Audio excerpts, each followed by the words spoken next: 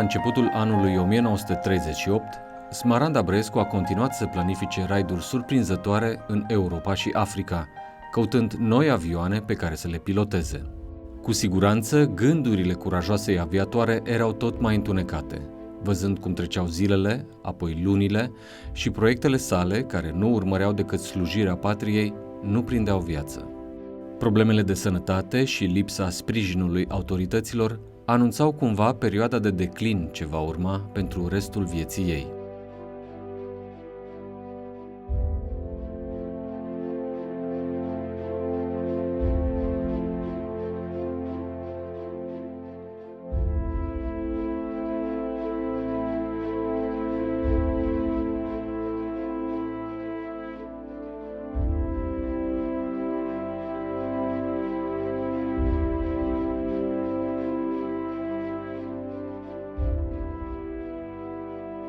În 1938 s-au împlinit 10 ani de când Smaranda Băescu a făcut prima lansare cu parașuta, după care a început să strălucească din ce în ce mai mult. Epocalele sale realizări s-au răsfrânt asupra întregii țări. 10 ani în care a ajuns pe 3 continente, unde i s-au făcut primiri fastoase, fiind considerată sportiva numărul 1 a lumii. Însă vremurile tulburi care se profilau la orizont făcuseră omenirea să se închidă în sine, de teama unor cumplite întâmplări. În septembrie 1939, când începuse cel de-al doilea război mondial, Smaranda Băescu a început să se întrebe cum putea contribui la apărarea neamului său amenințat de furtună. În 1939 începe al doilea război mondial, iar în 1941 și România este prinsă în vâltoarea acestui conflict.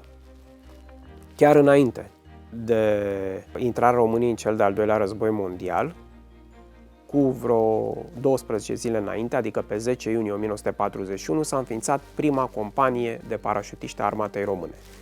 Iar Smaranda a solicitat și s-a acceptat acest lucru, să fie primită ca instructor la această companie, care își avea cazarma la sud de București, pe aerodromul Popeșle-Ordeni. Dar n-a mai sărit cu parașuta, doar i-a învățat pe tinerii militari să plieze parașute. Compania de parașutiști București îl avea drept comandant pe locotenentul aviator Ștefan Șovert, unicul parașutist al unității, care îndeplinea și funcția de director de studii. Deoarece nu putea face față singur tuturor problemelor de specialitate, cu începere de la 25 iulie au fost încadrați în școală și parașutiștii Traian Dumitrescu Popa și Smaranda Băescu.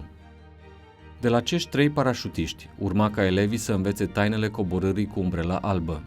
Acesta a fost primul serviciu pe care oficialitățile aeronautice din acea vreme s-au învrednicit să îl acorde Smarandei.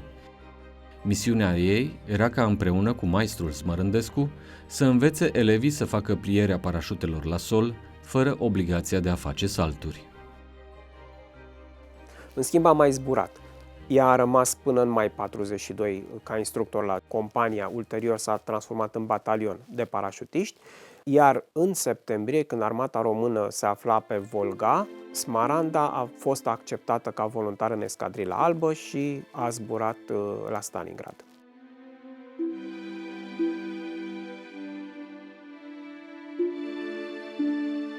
De la 5 dimineața și până noaptea târziu eram veșnic în picioare, servind și dând îngrijirea absolut necesară ostașilor și răniților din toate armele și toate gradele care veneau pe front. Mergeam pe aerodromuri pe viscol și ger, dând ceai, biscuiți, țigări și țuică fiartă mecanicilor și servanților care lucrau la avioanele și motoarele defecte. Nu simțeam frigul și nici oboseala. Cu sufletul plin de durere, eram mulțumită că pot fi și eu de folos în această grea încercare pe care a trebuit să o suporte țara noastră.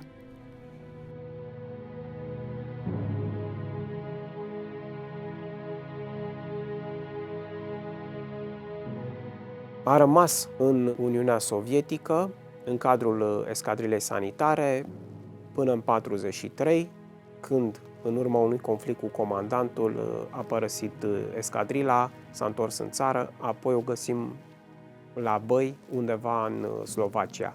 Sigur că fracturile oaselor din tinerețe își spuneau cuvântul. La 1 ianuarie 1943, temerara zburătoare, aflată tot în Escadrila Albă, era bolnavă, așa cum reiese dintr-un certificat medical eliberat de doctorul escadrilei, preluat de Muzeul Aviației. Conflictul dintre ea și comandantul escadrilei, capitanul Constantin Afendulis, alimentat de una din colegele sale de unitate, creștea din zi în zi, până când comandantul i-a interzis să mai zboare, acuzând-o că rupe avionul. Domnule capitan, am venit cu bucurie în această escadrilă, predominată de același elan pentru aviație, însă atmosfera compromițătoare creată prin purtarea unora dezonorează prestigiul aeronauticii. Iar eu, cu sufletul curat, nu pot suporta această decădere. Nu este locul meu între aceste aviatoare care au făcut pilotajul nu din dragoste și patimă pentru aripile românești, ci cu scopuri de a-și crea un cămin intrând în anturajul aviatorilor. Uniforma aviației este pătată îndeajuns de acelea care nu-și cunosc măsura, care, în loc de ajutor, fac vizite la aliați, bazar sau petrecere.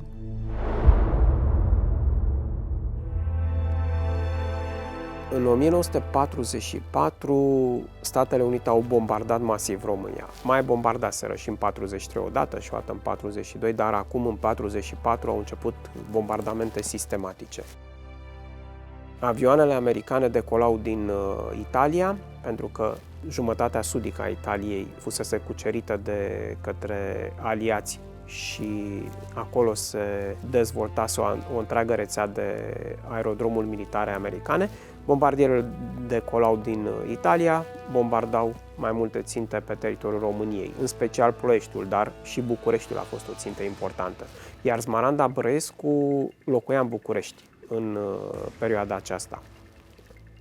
Ea locuia la o soră de-a ei în cartierul Bucureștii Noi, în apropiere de Chitila, iar triajul de la Chitila a fost principala țintă a americanilor atunci când bombardau capitala României.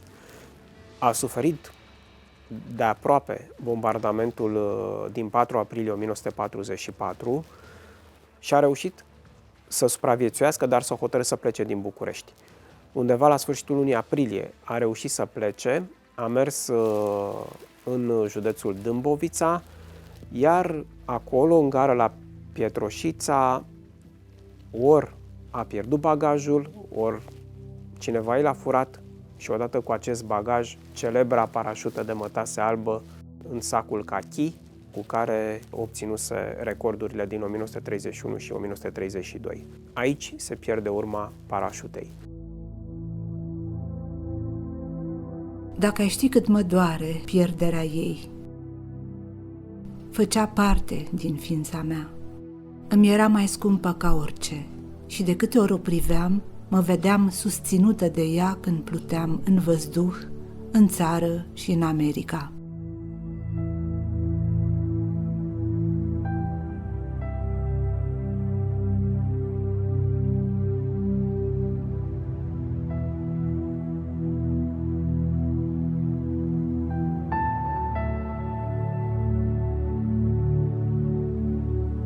Știu de la oameni care au trăit bombardamentele că atunci când un avion american era doborât și ateriza undeva la marginea unui sat, țăranii mergeau și cotrobăiau prin avion în căutare de parașute, pentru că din pânza albă de mătase își făceau haine.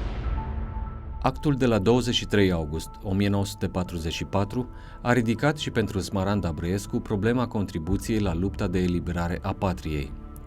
Ziarul Timpul din 4 octombrie a publicat articolul "Azi pornește al 7-lea detașament de voluntari în Ardeal. Pleacă și aviatoarea Smaranda Brăescu." Detașamentul, numit Cornești, în memoria soldaților români uciși mișelește în satul de pe Târnave, era pus sub comanda majorului Dudescu. Pentru femeile voluntare, comanda o avea aviatoarea Smaranda Brăescu.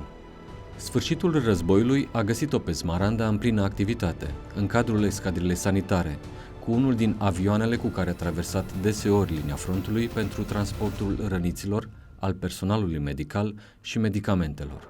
Sfârșitul războiului a prins-o pe Smaranda la Viena, dar este un moment de pauză în activitatea ei de război.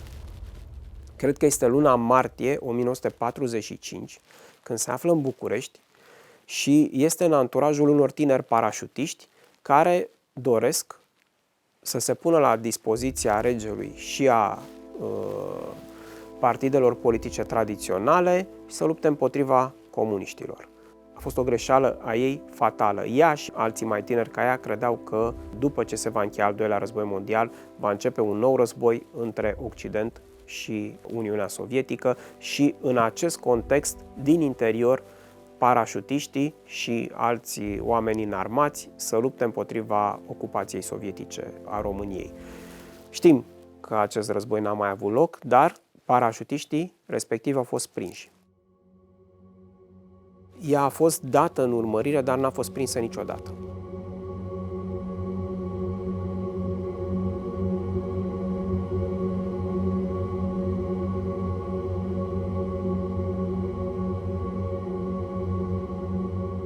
După încheierea zborului spre înălțimi, care a reprezentat aproape întreaga viață a Smarandei Brăescu, ceea ce a urmat este incredibil de dureros și trist. Întoarsă din război, s-a trezit fără serviciu, fără pensie, fără mijloace de existență. Nu avea nici măcar unde locui, iar noii guvernanți, în goana lor nebună pentru putere, la ordinul Moscovei nu își mai aminteau de strălucitoarele ei fapte din anii de glorie. Dimpotrivă, a început urmărirea de către securitate. Se spunea că era urmărită pentru că participase la războiul din răsărit, sau că nu ar fi denunțat grupările haiducii lui Avram Iancu, Sumanele Negre și Mișcarea pentru Libertate. Existau suspiciuni asupra ei și pentru că ar fi fost prietenă cu secretara lui Iuliu Maniu.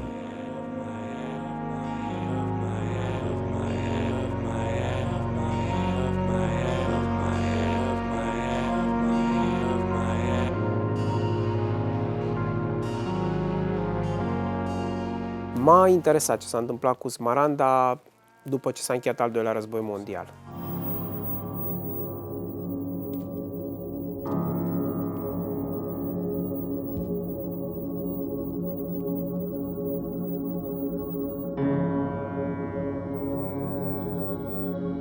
Alexandru Nicolski a dat-o în urmărire generală în iunie 1946.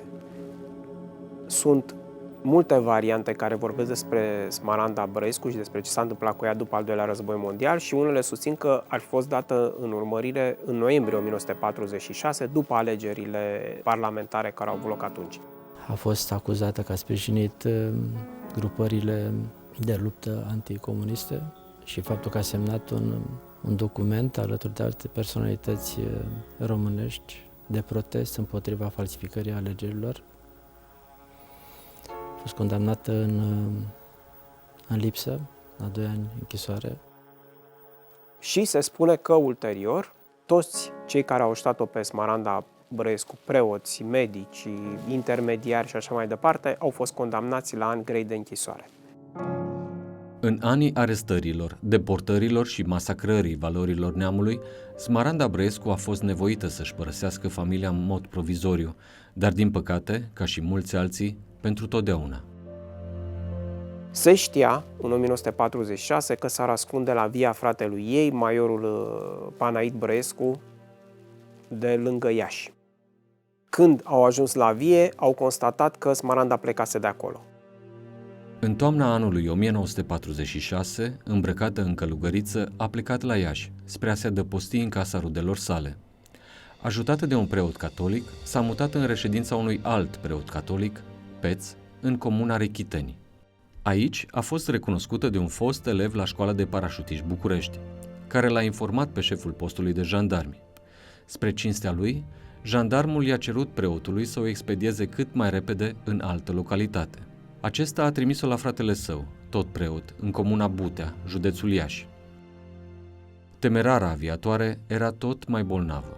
Aflând acest lucru dintr-o scrisoare primită de la gazda ei, Profesorul dr. Ioan Gheorghiu, pe motiv că merge la vânătoare, a mers să o consulte în comuna Butea.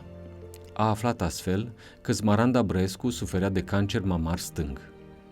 La rugămintea profesorului, directorul spitalului din Roman, doctorul Nicolae Fălcoianu, care era și șef al secției chirurgie, a operat-o pe regina aerului, internată în spital sub numele Maria Matei, pe baza unui buletin de identitate falsificat.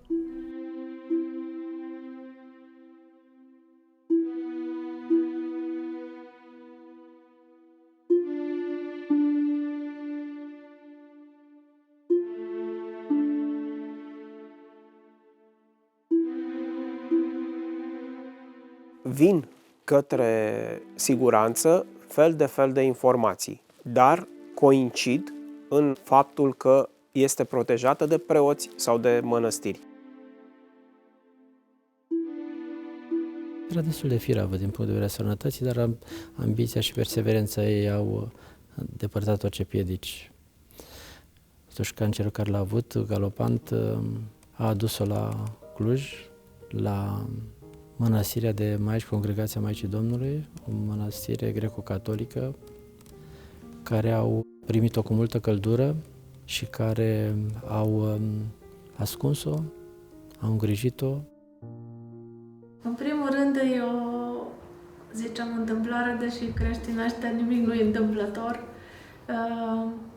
Sora Tatiana Cârlig Maria, originară din Iași, în anii 44-45 era superioara generală a congregației noastre și Smaranda Brăescu a aterizat pe Câmpia Libertății, la Blaj, și practic peste calea ferată era o clădire impunătoare, a aflat că este Institutul Recunoștinței, a vizitat Institutul Recunoștinței, adică întâi a apărut așa oarecum mai mult dornică să știe ce e acolo și sigur sora Tatiana auzise de ea. Pe urmă s-au bucurat mult și de faptul că amândouă proveneau din Moldova și s-au întâlnit pe teritoriul Transilvaniei. Pe urmă, între dânsele s-a înfiripat așa o prietenie, își scriau. A trecut atâta mare de vreme de când nu mai știu nimic de la București și nici de acolo.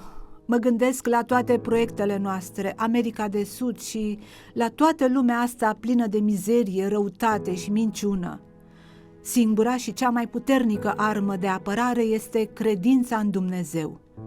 Aici nu am făcut nimic, dar acum trebuie să pribegesc din loc în loc. Hienele sunt pe urme, înfometate. Oare bunul Dumnezeu mă va ajuta să-mi împlinesc dorința cu Blajul, cu lumea pe care o doresc din suflet? Vedeți, dacă bunul Dumnezeu a vrut, Transilvania toată este a noastră. Tot timpul gândul îmi este la dumneavoastră, vă văd în biserică, prin grădină și peste tot, iar eu într-o lume care nu îmi aparține. Vreau libertate, nu închisoare, vreau aripi, nu ghiare. Aerul este îmbâxit de o travă și mâini negre care se întind aproape peste tot. Dumnezeu să ne ajute pe toți românii. Primind din partea congregației noastre peste timp, în 2000, misiunea de a încerca să reconstitui arhiva congregației noastre, care a fost complet arsă, distrusă în 48, când a fost desfințată Biserica Greco-Catolică și congregația. Și când am ajuns la acest subiect cu sora Tatiana, îmi amintesc că cu foarte multă căldură a evocat figura Smarandei și efectiv așa cu lacrimi și-a amintit și a fost foarte bucuroasă că încetul cu încetul și poporul acesta își redescoperă valorile.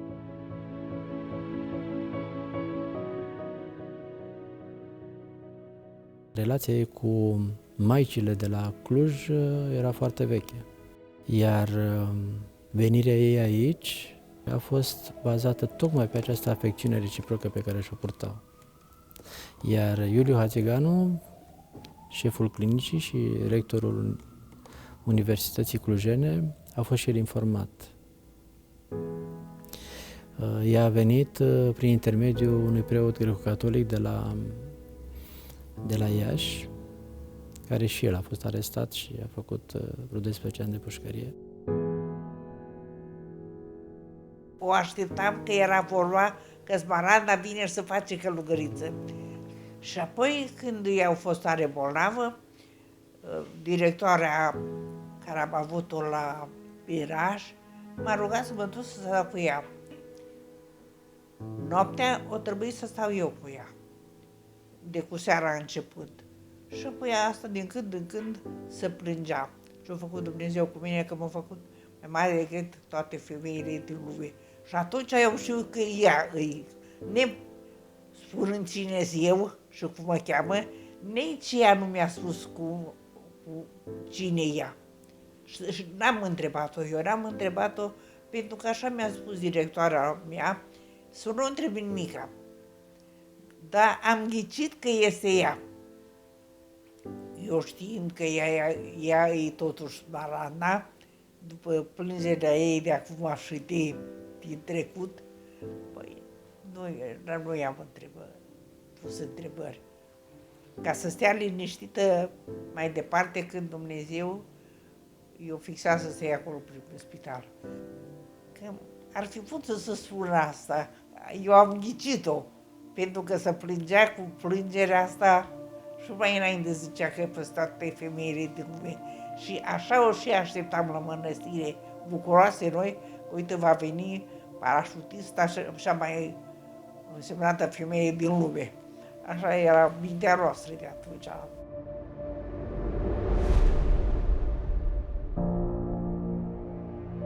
Suferința Smarandei, de la glorie la pribegie, i-a curmat destinul în floarea vârstei, înconjurată de măicuțele Congregației Surorilor Maicii Domnului.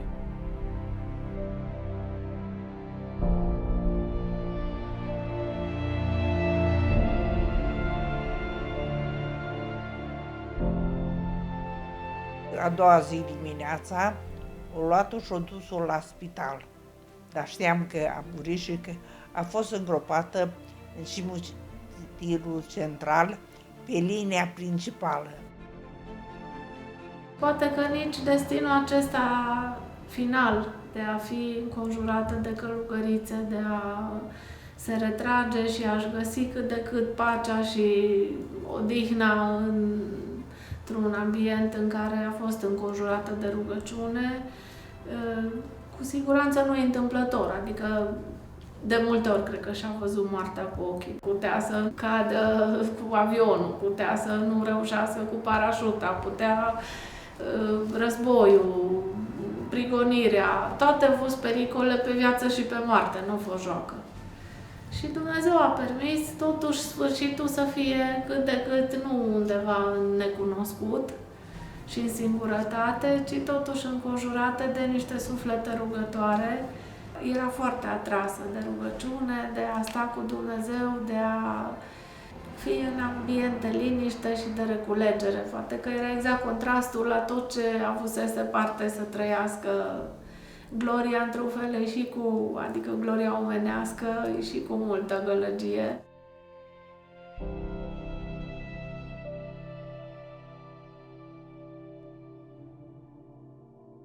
Ea a fost înmormântată în cimitirul central din Cluj, parcela 2, locul 1550, sunt numele de Maria Popescu. Există în registrul de mormântări acest nume, sigur, datele luate din documentele falsificate. Din păcate, după cum și în 1948, ea s-a ridicat la Dumnezeu pe 2 februarie, dar spre sfârșitul anului 1948, practic, Biserica Greco-Catolică a fost desființată și maicile i-au avut grija mormântului un timp destul de îndelungat, după aceea au fost împrăștiate, iar mormântul a fost încredințat unei alte familii care și-au mormântat rudele acolo, peste osemintele Smarandei Brescu. Tragicul ei destin nu se termină aici. Timp de 7 decenii, în cimitirul central din Cluj, nimic nu a adus aminte despre ea. Nici o cruce, nici o însemnare.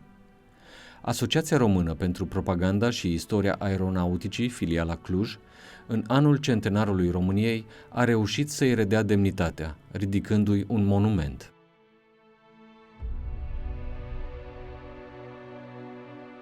Ridicarea acestui monument închinat Smarandei Brescu ca o reparație morală pentru această mare româncă, mare personalitate a aviației românești, dar și mondiale, și care, iată, deși a fost înmormântată în cimitirul central din Cluj, nu are o lespede de mormânt, nu are o cruce, nu are nimic care să amintească de ea. Ori este de datoria noastră să reparăm această stare de lucruri. Realizarea acestui proiect nu a fost nici ea lipsită de greutăți.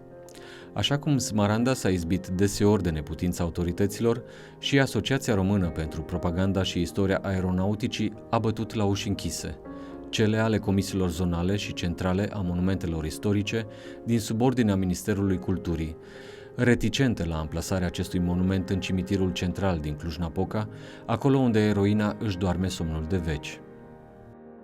Să fi deranjat drapelul României? Să fi deranjat această personalitate românească? Să fi deranjat pe cei care nu își doresc ca valorile României să fie promovate? Astăzi, numele Smarandei Brescu continuă să zboare. O unitate militară de parașutiști din Bacău și un avion al companiei Tarom îl poartă peste tot în lume. Peste ocean, la Muzeul Aviației din Sacramento, o inscripție aduce aminte despre realizările ei. În România, o piațetă și 4 străzi din mai multe orașe, printre care și capitala, sunt denumite Smaranda Brescu, iar primăriile municipiilor Bârlad, Cluj-Napoca și Galați au declarat-o cetățean de onoare. Dar nu știu să aibă o statuie pe teritoriul României. Și ar fi de asemenea o variantă foarte bună pentru prima femeie pe o bancnotă românească. Și încercăm, cu acordul organelor în drept, ca osemintele ei, deși familia care are mormântul se împotrivește net, să fie luate din acest cimitir și puse la baza acestui monument. Cu mijloacele tehnologice de astăzi s-ar putea preleva ceva și găsi pe ADN cumva, știu eu, poate că identitatea, dacă chiar se dorește și se poate. Rămâne și un mister al Domnului.